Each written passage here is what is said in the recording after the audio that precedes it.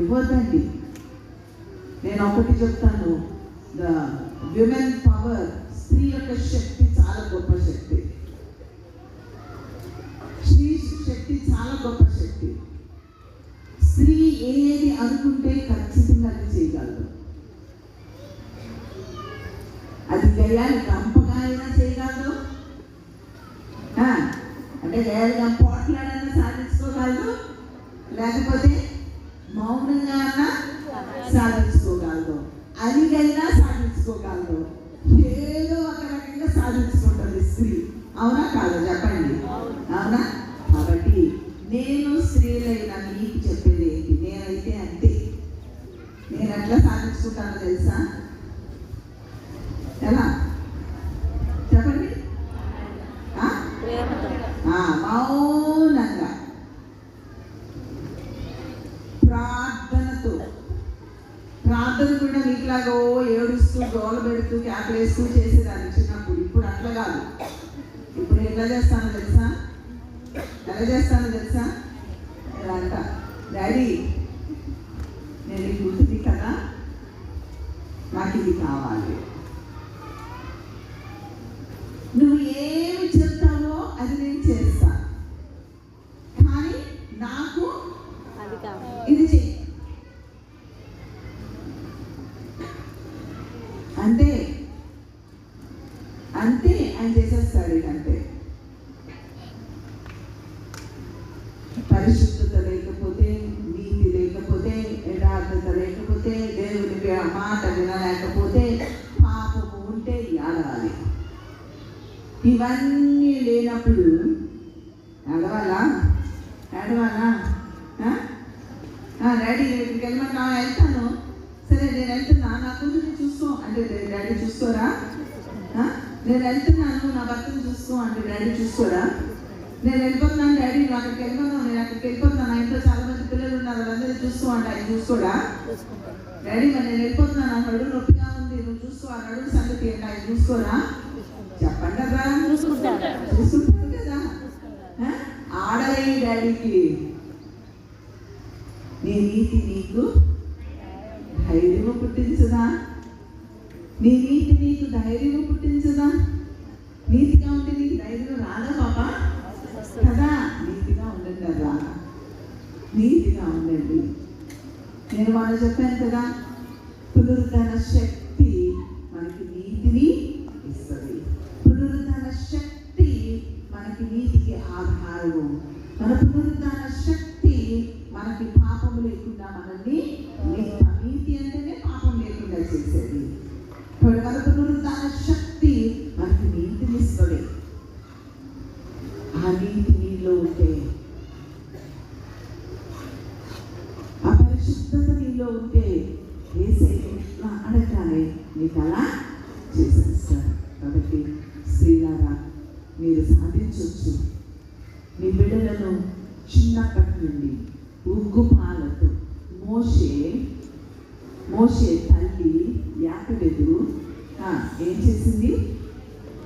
ఏం చేసింది? తన కుమారుడు ఎవరి చేతిలోకి వెళ్ళిపోయాడు? రాజు చేతిలోకి వెళ్ళిపోయాడు. కానీ పాల్గొనడానికి మళ్ళీ తన చేతిలోకి ఆ పాలిస్తూ ఉన్నంతసేపు తన బిడ్డకి, అయ్యా నేను దేవుడు పంపించాడు, మన ప్రజల్ని రక్షించాలి, నువ్వు మన రాజ్యం కోసం పోరాడాలి, నువ్వు ఇశ్రాయేలు ప్రజలందరూ ఈ యొక్క ఐగుప్తు చేత శ్రమపడుతున్నారు నాన్న, ఎలా రక్షిస్తావో నాకు తెలియకొచ్చినాడా?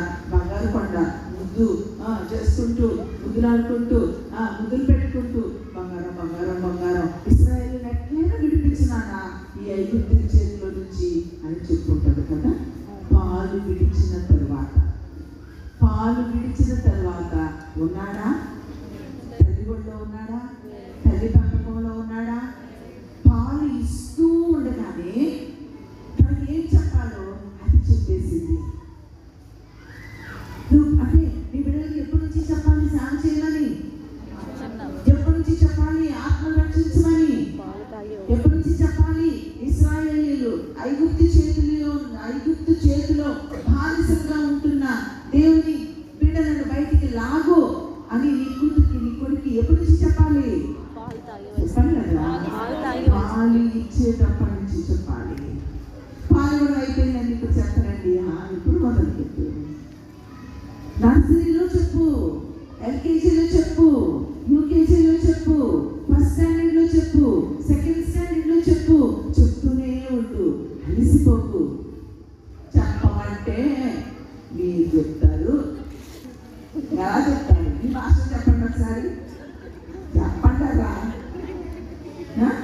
దేవుడు మొహమ్మ దేవుడికి అప్పగిస్తున్నాను. నా కొడుకు చదవట్లేదు నువ్వు.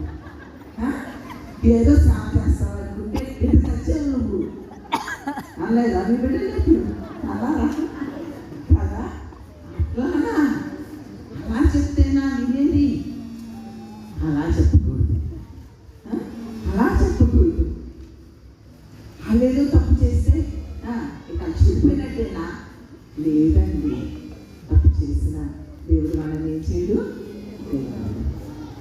తప్పు చేసిన వాళ్ళు వ్యభిచారులైనా, వాళ్ళు దొంగలైనా, ఒకవేళ సేవకులైతే ఆ సేవలో వచ్చిన చందా డబ్బులు తీసుకెళ్ళిపోయి ఫ్రెండ్స్కి ఇచ్చేసి తాగేసి తిరిగేసి వచ్చేసిన బిడ్డలున్నా దేవుడు వారిని విడిచిపెట్టాడా? నువ్వు అంట ఏంట పాస్టర్ గారు అంటున్నాడు, ఆయన నాకు ఇంకేం చెప్తాడు? తప్పు మాట్లాడదు. పాస్టర్ గారి కొడుకైనా, పాస్టర్ అయినా, పాస్టర్ గారైనా, విశ్వాసైనా, పెద్దైనా, ఎవరైనా, ఏదైనా ఆ పాపములోనికి వెళ్ళకుండా, ఆ పాపము బంధకాలు రుచి చూడకుండా అందులో నుంచి బయటకు వస్తే దేవుడికి తెలుసు ఎక్కడ దాకా ఈడ్చుకెళ్ళాలి, ఈడ్చుకెళ్తాడు. తప్పిపోయిన కుమారుడు ఎక్కడ దాకా వెళ్ళాడండి? మందులు తినే పొట్టు దాకా వెళ్ళాడు. కుమారుడు తండ్రి కుమారుడు, రక్షించబడిన వారి కుమారుడు, సేవకుని కుమారుడు, విశ్వాసి కుమారుడు, మారు మనసు పొందిన వారి కుమారులు, కుమార్తెలు ఇలా వెళ్ళిపోతే దేవుడు వదిలేస్తాడు. నీకేంటి నొప్పి? నువ్వెందుకు మాట్లాడుతున్నావు? ఏంటి పని? మాట్లాడద్దు. స్త్రీలు ఎంతసేపు చేసేది ఏంటంటే గాసిప్. గాసిప్ అంటే ఏమంటుందండి? చదువుడు కాదురా. ఎక్కడిదక్కడ, అక్కడిక్కడ, ఇక్కడిదక్కడ, అక్కడిక్కడ, వాళ్ళు ఇట్లా అంట, వీళ్ళు ఇట్లా అంట. ఇదే పనండి వాళ్ళకి. చాడీలు, ముచ్చట్లు, ఎక్కడి అక్కడ, అక్కడి ఇక్కడ.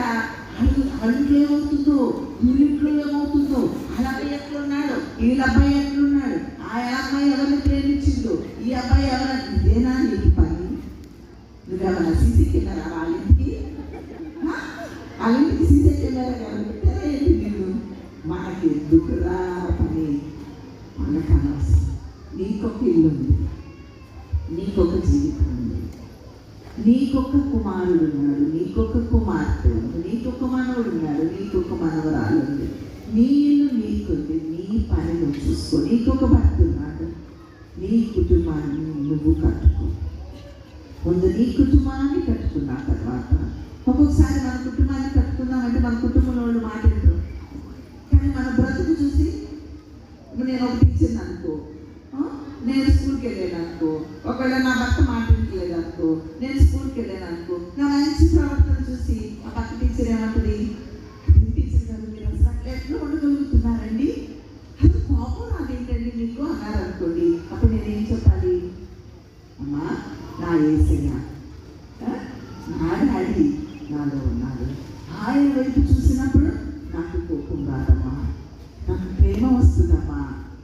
కానీ వాళ్ళు నేను తిడుతున్నారు, వాళ్ళని ప్రేమిస్తున్నా, నా యేసు వల్ల అది సాధ్యమమ్మా. నా భర్త మారలేదు కాబట్టి ఈ టీచర్కి నేను స్వార్థ చెప్పకూడదా? చెప్పండి. ఎగ్జాంపుల్, నా భర్త మారలేదు అనుకోకండి, సాయంత్రం వాకి గుర్తకు వస్తాడు కాబట్టి అలాగా మాట చెప్పుకుంటూ వెళ్ళిపో, జీవించుకుంటూ వెళ్ళిపో. చేతనైంది చేసు, ప్రార్థన చేయి, మొరపెట్టు, కన్నీరు కాచు,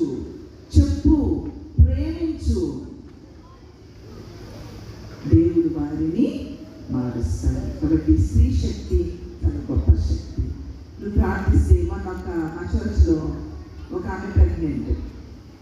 అప్పుడు ఆ పాప అంతకుముందు బాబు పుట్టాడు, పాపకి ఇష్టం అంట. అప్పుడు నేను అన్నా, ఏదన్నా పాప కావాలంటుంది